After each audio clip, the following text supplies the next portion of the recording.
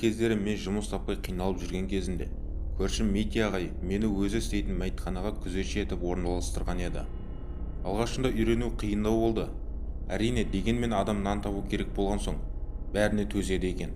Мәйітхананың қолқа қаптырар иісі, жан түршігерлік жағдайда қайтыс болған адамдардың мүрдесі күндіз күлкіден, түнде ұйқыдан айырды. Бірақ уақыт өте келе кеудемдегі қорқыныш басылып, күнделікті жұмысыма үйреніп кеттім.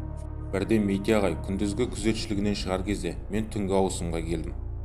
Сонда ол кісі маған қарап тұрып, балам, бүгінгі түн біртүрлі жайсыздау болайын деп тұр. Сен бөлмеңнің есігін іштен іліп ал деп ескертті. Әншейінде аузы ішімдіктен құрғамайтын Мити ағай бұл сөзді кәдімгідей салмақты кейіпті айтты. Мен бірақ оның сөзіне аса мән бере қоймадым.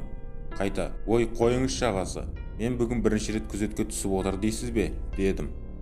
Ол кісі маған қарап тұрды да, өзің білесің, мен әншейін ескерткенім ғой, деді де кетті. Түннің бір уағына дейін сыртта отырдым. Айнала тып-тыныш, үп еткен желді жоқ. Әншейінде ағылып жататын көліктің дыбысы да естілмейді.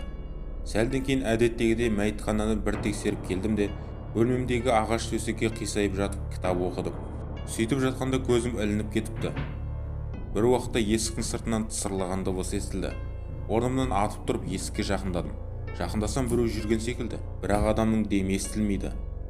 Бір кезде тарсылдаған дыбыс күшейе түсті. Есіктің тұтқасын біреу жұлмалағандай болды. Мен сасқаннан есіктің тұтқасын өзіме қарай тарттым.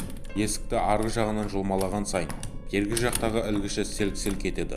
Есік пен босағаның арасындағы болмашы ғана тесіктен қарасам, қараңдаған біреудің көлеңкесі тұрған секілді. Зәрем зәр төбеме жетті.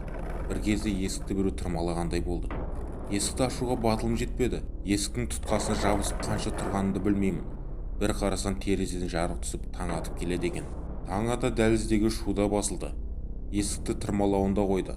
Мен болсам, түнімен менің зәремді ұшырған жайт өңім бе, түсім бе екенін білмей әлі тұрмын. Есеңгіріп тұрғанымда сыртқы есіктің қоңырауы шырылдап жатыр екен. Сол уақытта өз-өзіме келіп, бірінші бөлмемнің есігін ілгішінен ашып жіберіп, бірден ұзын дәлізге көз тастадым. Айналаның бәрі жым-жырт. Дереу сыртқы есікті барып аштым. Сол кезде арғы жақтан әріптесім, сонша ұйықтағаның не, қоңырауды басып тұрғаныма біраз болды ғой, деді.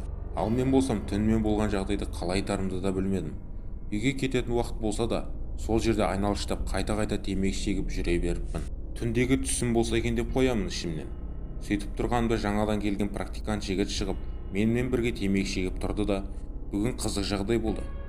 2 күн бұрын суға батып қайтыс болған адамның денесін кестім. Сонда байқаған оның тырнағының асты кеуіп қалған ақ бояуға толып қалыпты. Осыдан бірнеше бұрын қайтыс болған адамның тырнағында жара бүгін пайда болғандай қанап, қанталып кетіпті, деді. Әлгі сөзді естігеннен кейін ешкімге білдіртпей күзетшілер отыратын кеше өзім қонып шыққан бөлменің есігіне барсам, ақ бояумен боялған есіктің сырты сырылып қалыпты.